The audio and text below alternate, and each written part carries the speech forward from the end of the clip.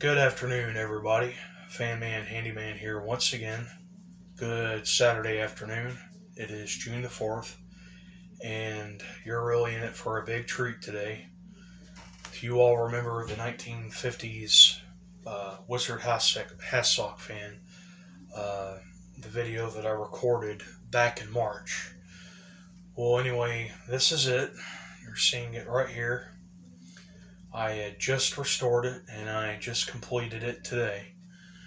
I'll take you back to I'll take you through uh, the process of the restoration and whatnot.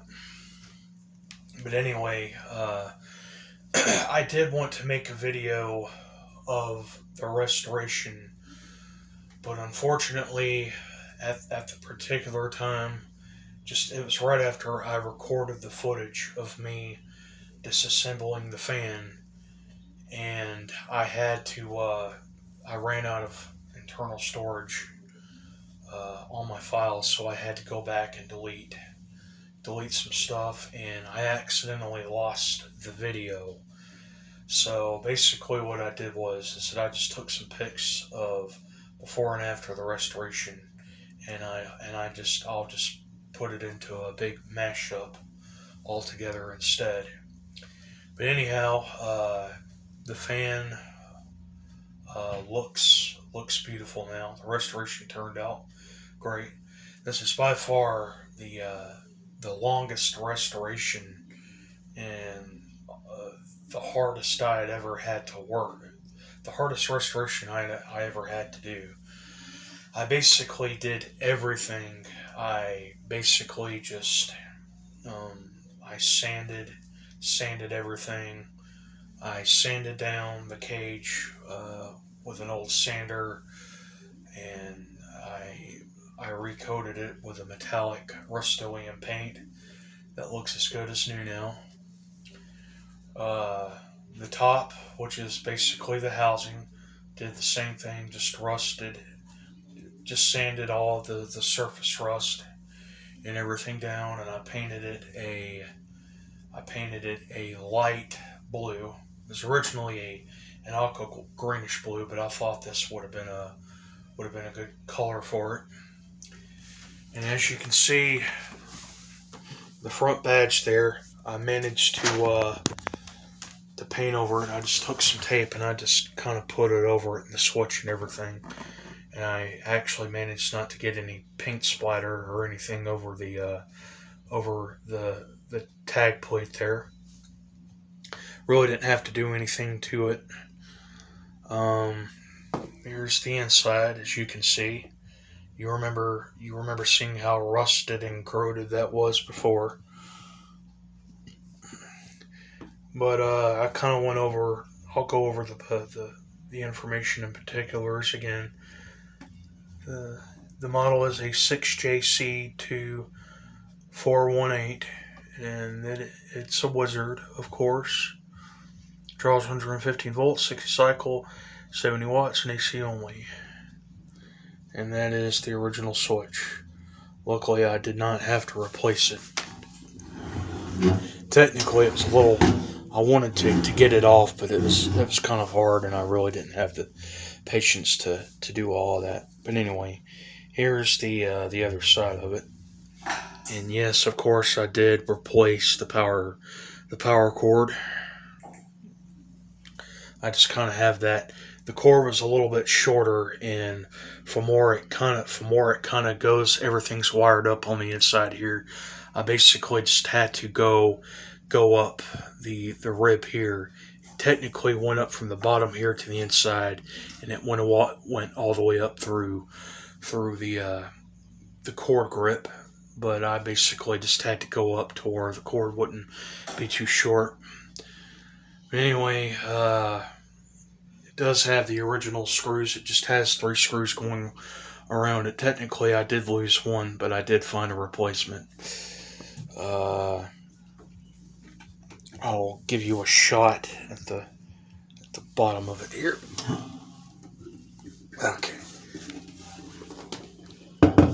Okay, so here's the bottom of it. There's the blade set. And I did paint the spider hinge on the blade set. I necessarily didn't have to, but I thought, hey, to give it the more complete restorated look. It didn't turn out perfect, but I think it looks pretty good. I could have just polished up the blades, but unfortunately, I do not have the stuff to do it with. So I basically I cleaned it up with a piece of steel wool and some soap. I think it looks pretty good.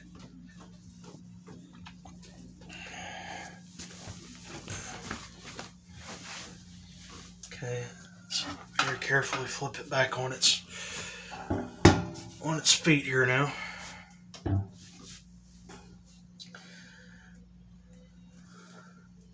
So I guess we'll just go ahead and we'll plug the fan in, and when you see the video, the flashback of how the fan ran before and the performance of it, you'll see a big improvement.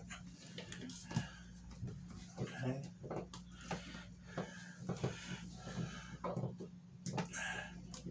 Pardon me, folks. Okay.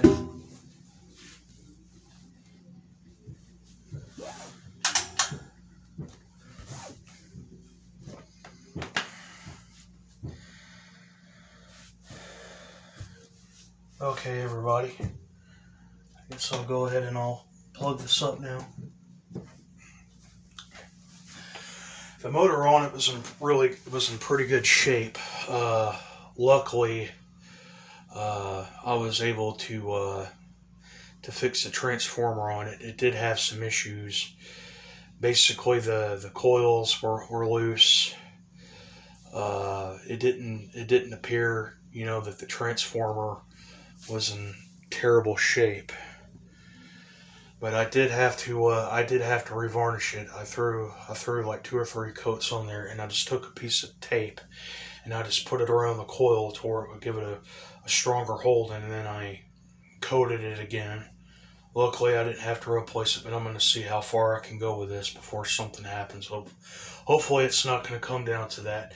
I did clean the motor. I just cleaned off the stator with a brush and sprayed it with some EL6 varnish.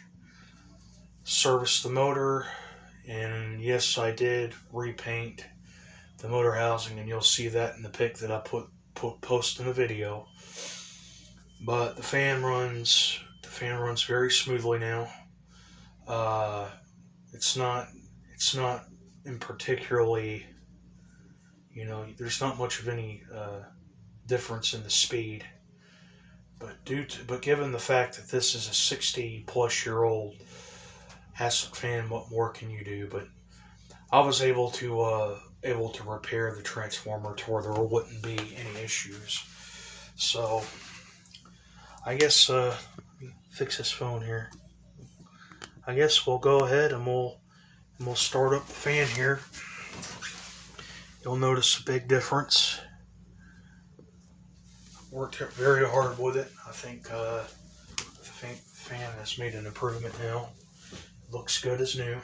Okay, we'll go ahead and we'll fire it up here on the high speed. Here we go.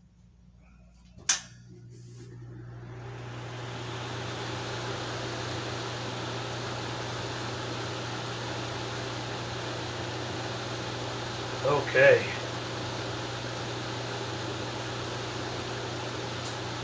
Fan came right up to speed. Everything is working.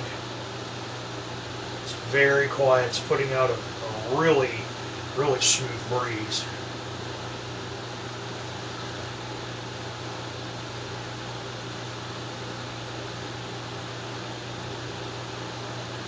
You're not hearing a whole lot of bearing noise or rattling or grinding, just as we did before.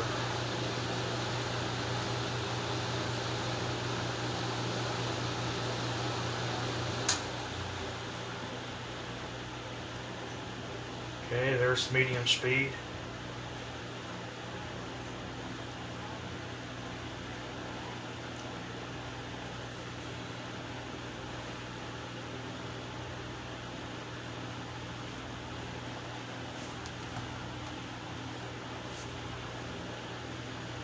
These are great fans, particularly for a room small as this one. It's very quiet, not too loud at all. Very well balanced. Luckily, I didn't have any trouble, balancing the blades, and so that was a good thing. Probably the biggest struggle that I had with these old metal box fans, even after restoring them, you have to be very careful with these blades if you're going to paint them or when you're getting them removed, because lo and behold, when it comes to these blade sets like this, particularly the four-bladed sets, they're a nightmare to balance. So no trouble there. Okay, we'll knock it down low.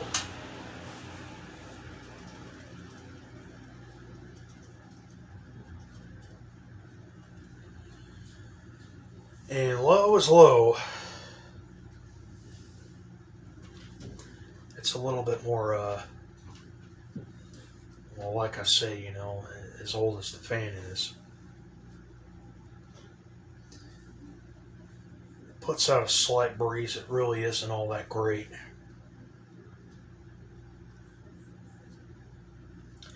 Definitely much better compared to before. Big improvement. It's very quiet now. It's not putting out any rattling or bearing noise. I did have to replace a few of the bearings as I was servicing the motor. Some of the bushings in it had rotted and deteriorated away, and I think that's where the noise was coming from before. And it would appear that, as usual, the motor was never, if it was ever oiled, it had been a really long time. It was a wonder that the fan had turned freely as it did at all. From the first time when I plugged it in, when I ran it.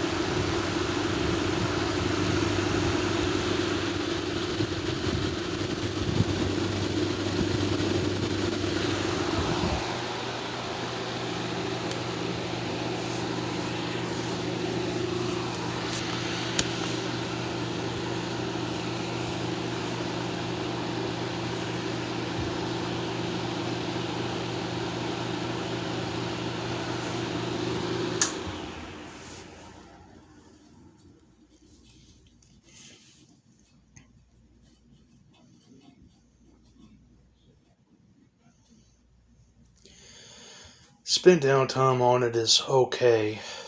I mean, it's really not that great, but then again, of course, I had just serviced and oiled it.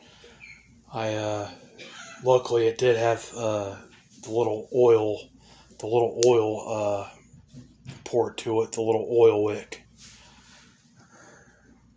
So very well oiled, very well cleaned. Restoration turned out just fine. Very well satisfied with how this all turned out. I really love any fan by Wizard. This is probably the fourth fan in my collection that is branded Wizard, and these hassock fans are really spectacular. First one in my collection, but I do have intentions on acquiring more in the future. So, well, I hope that you've enjoyed video of my fully restored 1950s Wizard hassock fan. I hope that you've enjoyed the video. Put in comments, like, subscribe, and more videos to come. And bye-bye.